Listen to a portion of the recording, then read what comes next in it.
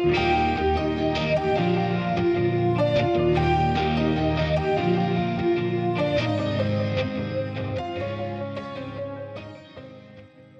guys, Bunny Pounds, president of Christians Engaged. We are having another conversation with Christians Engaged. It is after our wake up conference. And what an incredible time we had. I mean, I have no words for what God did at the wake up conference. It was awesome.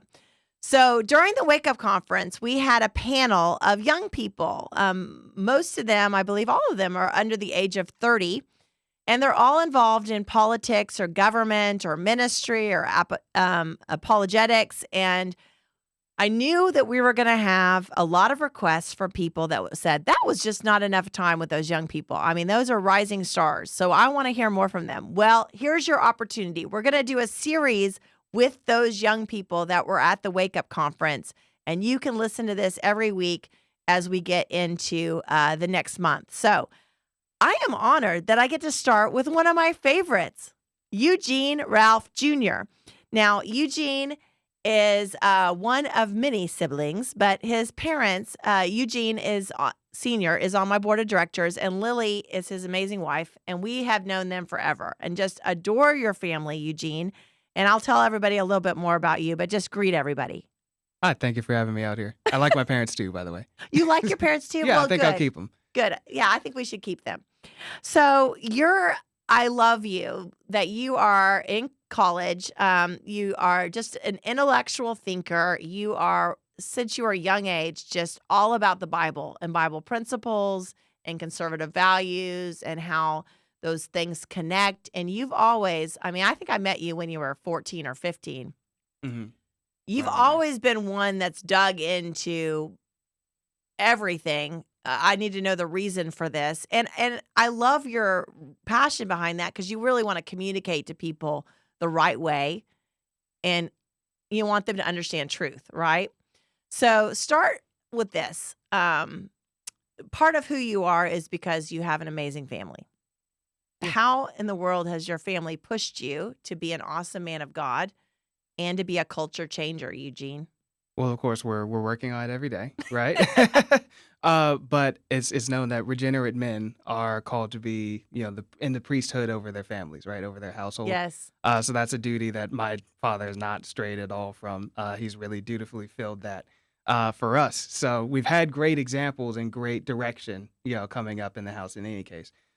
So of course, the scripture is true. Train up a child in the way that he should go, and when he grows old, he'll never depart from it. So Amen. I'm still, staying in the word is obviously a very important part to me. Probably has a lot to do with the kind of almost fascistic sense in which I just need everything to make sense because God obviously is a progenitor of reason. So, right.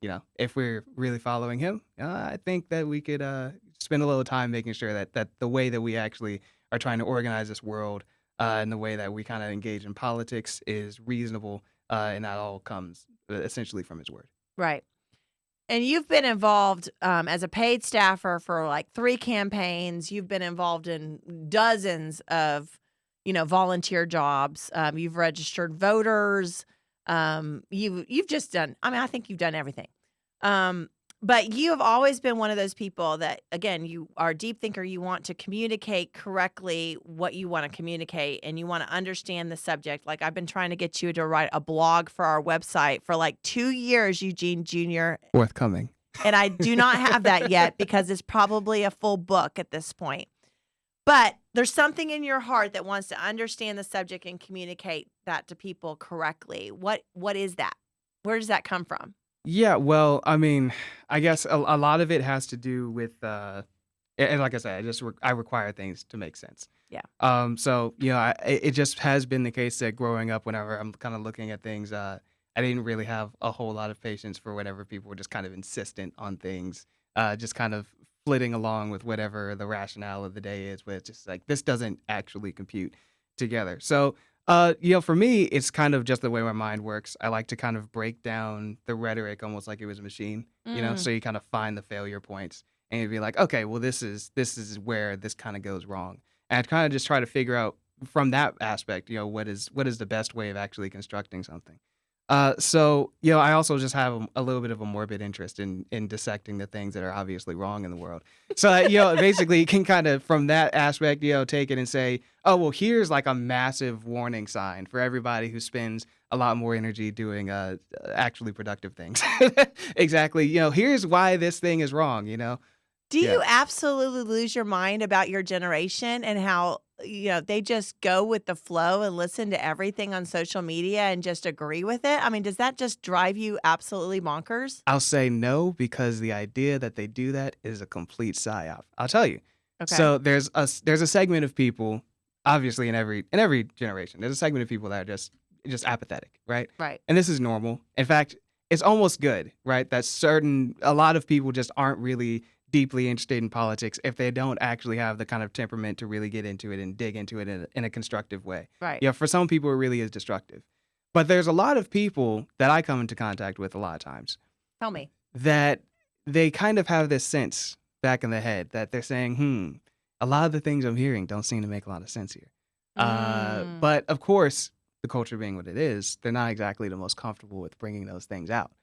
So I kind of tend to approach that with a level of theatrical obstinance, when you just kind of say it out loud in an almost crazy way to them, it kind of breaks down the idea. It makes people laugh. But also it makes them kind of feel, okay, well, this guy, he's not losing his mind over it and he's not kind of shying away from it. So at least if I'm, a little bit more timid and, my views on the thing, I can still kind of come out and say, oh, well, I think that there's probably some things that are a little bit wrong about the narrative here. Well, so don't you think that's where Babylon Bee and some of these, Absolutely. sarcastic sites have just popped up and got so much popularity because they're saying what people are Right. thinking, Right. but they don't sometimes have the courage to say it, right? I think that's definitely part of it, especially for, some of the people that are actually, really catered to and say the Babylon Bee, the more Christian, the more conservative person. Obviously, they see themselves in the things that they're saying here, right? So it encourages them to kind of get the word out there, maybe in a way that they wouldn't necessarily have kind of thought about pointing out, certain hypocrisies about, left wing ideology themselves. So Yeah. and also whenever we ourselves, sometimes people on the right, end up getting things wrong in kind of, hilarious ways. They're also there to point that out too as well. Well, and you're kind of bringing my life into perspective a little bit. I mean, we like to dish on this generation, right? And Mm. just say these worthless, Gen Xers and now Gen Z, like what are they thinking? But I mean, I just want to remind all the older people. I mean, I'm not that old, but I'm old. I'm about to be a grandma. It's a I know I lie. don't look that old, It's not true. but I mean, I was like one of those crazy Christians at my high school, right? That led the prayer meeting and led the Bible club. And there was very few that came to those, right? Even back in the 90s, when I was growing up, there was, you had to go against the grid. You had to be against the culture. I think you guys have it a little bit more intense for sure, but nothing's really changed. We all have to be consistent in the word and to know what we believe and strive to go after God, right? Hmm. Against the culture, the flow of the culture. So, how do you encourage those in your generation or college kids or different people that you've worked with in campaigns or people that you just relate to that are your age to just go for it and be bold? Well, yeah. So it's like I said, I kind of try to set the example starting off by just kind of saying it in a slight way. Sometimes it's a little bit funny, but mostly just to kind of break down the idea that this is something we kind of need a mouse around, right? But it's kind of I push forward the idea that if we really believe that what we're saying is true, the Right. things that we believe is actually truth, then there's really no reason for us to be all kind of touchy around the edges of it. Mm, Of course, there's good some point. tact to be had whenever if you're talking to somebody who's really entrenched in the idea. Of course, you're not gonna go insulting people. That's not at all what I'm advocating. But just saying that if what you think, if you're totally confident that this is the truth, right, that it's coming based on the reason and the revelation of God, then there's really no reason for us to be so touchy feely around the edges of it. I mean, as it is now in America, we're at a very good situation, right? We remember the early church was crucified and stoned and thrown off of Very cliffs, true. thrown off Yes. of cliffs for things that we were worried about saying. But now, most likely the worst thing that should happen is, you have some social ostracization. It could happen. If you're in certain positions, you could even lose your job over this. This is true. These are these are things that are kind of come with the deal of saying that we're actually going to serve God. No, but that's a good point. I mean, we like throw up our hands and go, I got denied running an ad on YouTube. Or I got, my Facebook's not running my ad. And here we are, a Christian ministry. We're a 501c3 nonpartisan. We don't tell people who to vote for.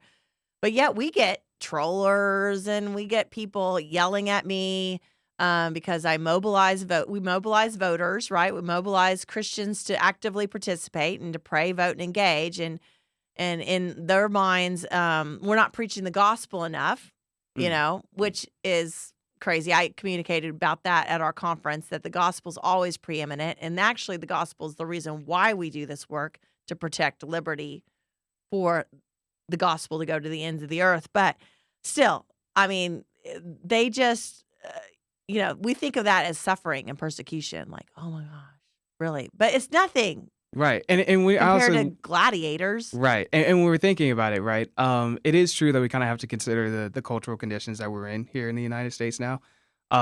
It would be a little bit of a stretch to say that this is a Christian nation in the same way that it was whenever it was birthed, right? Right.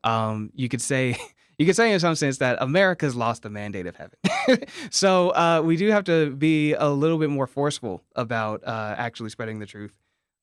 Because it's not something that's really just absorbed by people by osmosis like it once was. Well, and that's one thing I love about you too, is you love to deal with vocabulary and words, because we know, especially in the conservative movement, that there are words that trigger people, right? Yeah. And if you say that word, sometimes and that's my heart, is try to build a bridge to their heart. Don't just get them so angry about saying something that you don't have an inroad to be able to communicate truth, right? Mm-hmm, mm-hmm. And that's what I love about you. You're like, okay, how can I build a bridge to this person? How can I get the information that I need to get to them to reach their heart? Because nothing's going to change without their heart being changed. And this is true. But we do have to also consider there's a way that this kind of goes too far sometimes, where some people will believe that the way that we actually reach the world on biblical truth is just to try to make the argument through reason and not through the Bible. But like I said, God created reason, so there's really no way getting around it. If we want reason to go and be basically our sword in this whole fight, it's going to fail. If you're trying to separate it from gospel truth. Right. So it has to be truth at the end of the day, which means it has to be God. It has to be the word. Right. So you're not afraid to talk about biblical marriage or how many pronouns people have. Or Oh, no. See, I mean, honestly, whenever I started off college in Boston. Thank God I came back to Texas. Yes. But you're in an interesting place up there, especially if you're coming from the South, where most people, even if they're not necessarily raised in church, most people are just kind of around church in a certain way where, the Bible is just kind of in the culture down here. Right. And it's a little bit different up north. So definitely whenever you're talking about some of these issues, especially, something as serious as like abortion, right?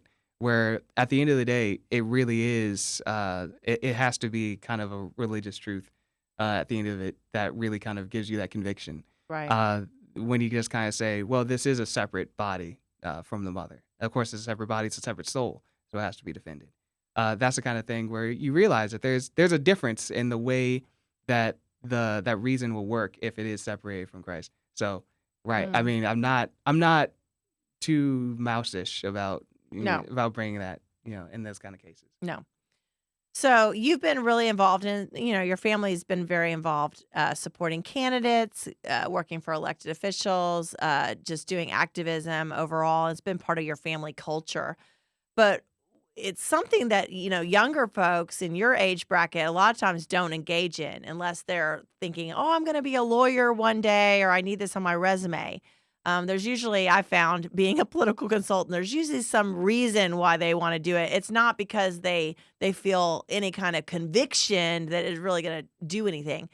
Why has that been something that you've liked to do? I mean, register voters, work on campaigns. Why is that important? And can you communicate to the average Christian why that should be important for them to get involved in government? Right. Well, I think there's a practical concern, right?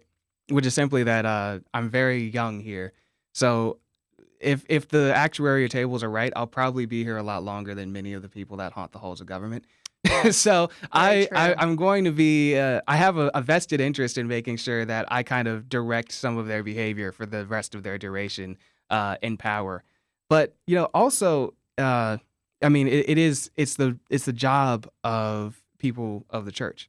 Mm, We're commanded to make dominion over all the earth, and I hardly believe that the government is exempted from that whole command. This is a thing that organizes our lives. So we have to actually be constantly lobbying to make sure that the laws that we have, as well as a culture, obviously, but we're focusing on the political effort. It has to be directed by, again, gospel truth. right. So The gospel should impact every place in our lives. right, right. And of course, there is this issue where the church has had some issues about actually discipling the bodies to actually be worthy of the rule, right? Hmm. Worthy of the rule of government. Right. So we do have to be working pretty seriously on that. So that's another thing that's kind of a point of concern for mine. But as we continue to work towards that goal, I think we'll see more and more that kind of towards the project of building something like a Christendom in the United States. Right. We have to actually kind of be continuing working along that. Yeah. Well, the founders realized that our form of government required a moral people, Right. right? That could govern themselves, that could govern their families, that could govern their communities. And so it's so important that we all as citizens take responsibility over our lives, and that's why it's so important, right? Absolutely. Um, so what are a couple, one conversation or a couple conversations you've had with people, maybe your age, maybe older, that, you've just sat there and you've changed their mind in some aspect, You've had an open conversation, you've opened their heart and you got your point across and God was with you, right? Hmm. In that conversation. It always takes the spirit of God to change anybody's mind. It does, But yeah. I know you've had some conversations like that, and it could be with an elected official even, I don't know. But tell us a little bit about how one young person can make a difference even in one conversation. Well, it's unfortunate to say I haven't been powerful enough to actually convince many politicians yet, but we're still Hey, working on that. brother, we're all working on that daily.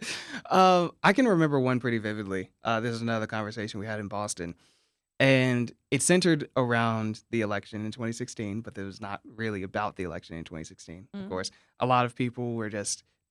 I was around some people that just couldn't understand why anybody would want to vote for Donald Trump, right? And I took the opportunity to just kind of explain, hey, there's a lot of reasons why this might be. It might be that, is just take the South, a place that is generally more conservative, generally more Christian. And on the national scale, you do have an area of the country that's kind of been told by, the The cultural elites. elite that the fact of your existence is an abomination to them. And I think that cuts deeply with people, Mhm. especially when you have to supposedly share a country with them.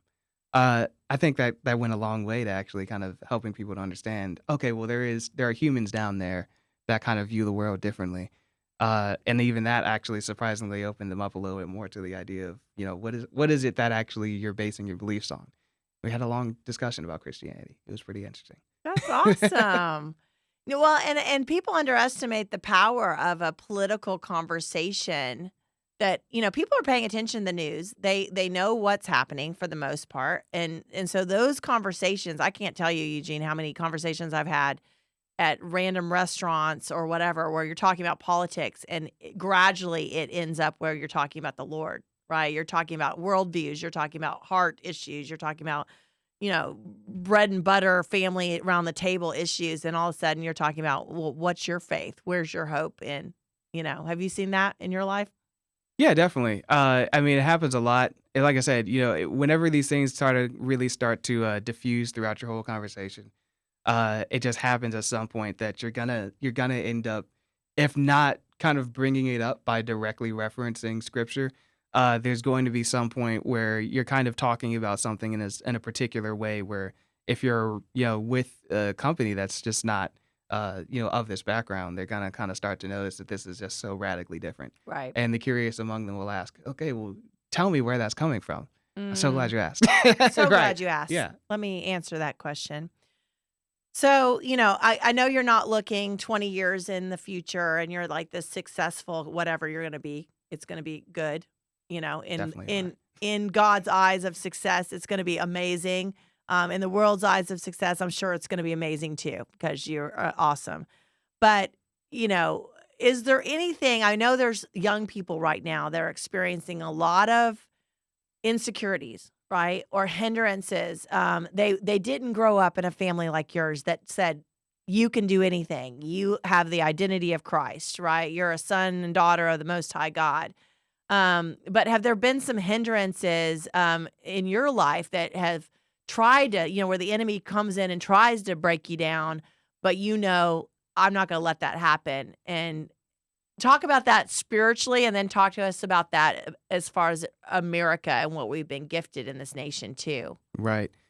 So this is a classic kind of college essay question. But what Oh, kind of it is hindrances really, that you it had? is. Yes. Of course, the difference here is I can answer honestly. So it's the world is a strange place. Starting off, we kind of understand that growing up. When you start to you're brought up in the truth, and you Mm. recognize that there's lies all over the place, and it starts to be a little bit bothersome at some point. So but just going through the process of forming yourself into, a competent, productive member of society, trying to serve God as best you can, it's always going to be difficult. And maybe a little bit more so whenever you realize that you're doing it in a race against the collapse of Western civilization. So I think that That's a really good point. The pressure of the demise of the culture affecting a whole generation of it is. people. It Yeah, is. And it's I a think big this deal. this has to do with a lot with what people kind of regard or understand as maybe some sort of Gen Z apathy. I Mm. think that maybe if not everyone understands it in those terms, even for themselves, they kind of recognize that it seems like you're at the end of an age and you're trying to figure out what you're going to do with Wow. yourself Yeah. as that approaches. But you can never really know whenever you're making serious decisions in your life, whether you've made a wrong turn necessary, in the fullness of it until basically the consequences come due, right? Until the chickens come home to roost, right? Right. So it is the thing. You have to be faithful and just kind of making sure that you're tuned in to what exactly whenever you're going through these processes, saying, is this exactly something like what seems like the plan for whatever God has for me at this point.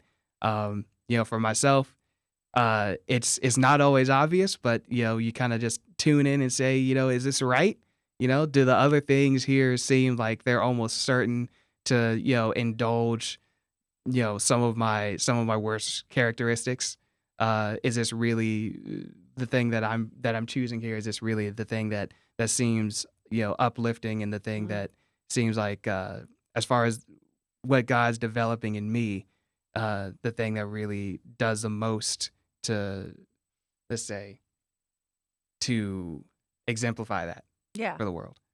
Well, you're realizing that individual choices that you make with your time, your resources, daily choices. I think we underestimate the power of simple daily choices that we make. We do. That We over do. the long, we look back 6 months or a year and we're like, oh wow, because I went to the gym every day, which Yeah. is not me. Me neither. That I look back 6 months later and I am different, right? I'm Right. stronger, I'm more healthy, whatever. And it's that same sort of consistency of choice in every person. It has a lot to do with the nation, right? Mm, America, we there's a term, American exceptionalism, and of course, it's sad to say, but there's nothing particularly magical about the dirt that we're standing on, right. right? Yeah. Um, America is exceptional because of people who are themselves not exceptional, but because they're in service Mm, to a God who is exceptional, right? And who are striving for excellence, in that frame. So if that's something that we want for the nation, we have to be doing that, cultivating that every day in ourselves.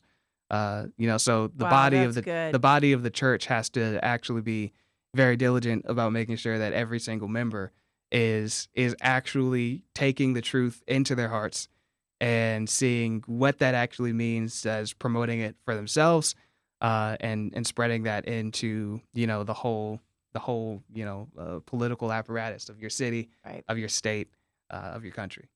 Well, you just broke down how to be a really good citizen by taking responsibility over your own life and your walk with God. Yeah. And really, I think that's what the founders of this nation envisioned when they created America. And that truly is what American exceptionalism is, that we have a land within the rules and the values that can really change everything if we Right. walk in those, right? Right. So, what's your final words as we close out here today? And man, isn't Eugene Jr. awesome? I know I don't promote it he's too a rock much. star, bro. But no, what is your final words of encouragement to other young people right now to be faithful? I guess. Well, I'm gonna say something that sounds a little bit like blackpilling when it starts off, Hmm. right?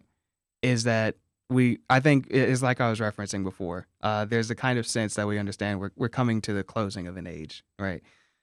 So we understand we starting with that frame. Christians are not, in the process of losing the culture, right? We are living in a country that's just lost at this point. Right. We're having to kind of go through the process of reverse engineering everything that once worked in the world and finding out how do we actually apply that to a group of people who just didn't have any of the basic requirements that actually it takes to set these things up. Mm, How do you actually build a strong family? A lot of that starts with you actually living close together. right. In the same Yeah, house. at least in the same city roughly. Yeah. So I mean, whenever we're taking care of the kids, the nephew's right down the street. He can go make sure that he's got everything he Mm, needs. And the same goes for again, we're talking about biblical truth. Even just working off of that frame and solving society's problems to the extent that government can have any positive effect and helping to alleviate some issues. You just don't have that same Christian biblical basis. right. So basically, to start off with that, you have nothing to lose. You have nothing to lose and everything to gain. There is precisely nothing that the enemies of God can take from you that they haven't already, except for Mm, your life. mm. And we don't seem too close to that now, but if it happens, it happens. So, working with that knowledge, we're always going to be outside of that system because we were never meant to be part of it. Right. And so, yeah, it gives you a lot of freedom to realize going forward, hey, I'm just going to serve God and, the consequences be the consequences. At least his kingdom is spread here on earth. And that should set you free and give you so much joy that God is all there is that's worth living for, right? Precisely. And and what can the enemy do to me if I'm already kind of quote unquote dead, right? The Apostle Exactly. Paul said, To be to absent in the body is to be present with our Lord. that is right. That is right. And so that gives us a lot of joy and thankfulness. And I know Tim and I just moved to we sold our house and downsized into a 1,100 square foot apartment. Cozy. Oh, yes. And it puts things in perspective of how much junk we have Yes. that we don't really need, right? And like most of the stuff ended up in the two garages, right? And the stuff that ended up in the apartment was very minimal.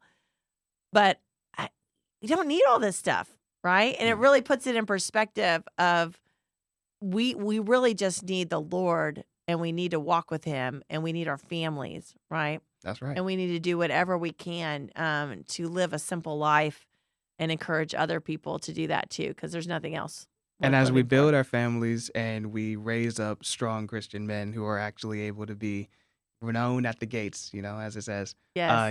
they'll actually will kind of regain this ability to, even if it's just in small corners of this, vast land, that we can kind of carve out something, like a good functional Christian city, maybe even a state, There That's you the go. hope. Well, I'll come to your city anytime, Eugene Jr. Oh, You can be my it mayor. will be Dallas. It will be Dallas. Okay, I'm putting Yeah. that on the record. Right. Whenever Texas it breaks off and becomes an independent Christian empire. Eugene Jr. will be the mayor of Dallas. That's awesome. Well, I just want to thank you for being with us. Thank you for being at our conference, my friend, Thank and you for having me. encouraging so many people that are young, old, and quote unquote middle age like me, that we can make it, and that the next generation is going to be diligently seeking the Lord, and that we have leaders like you that are going to lead people down that path. So, thank you so much, Eugene. Thank you for having me.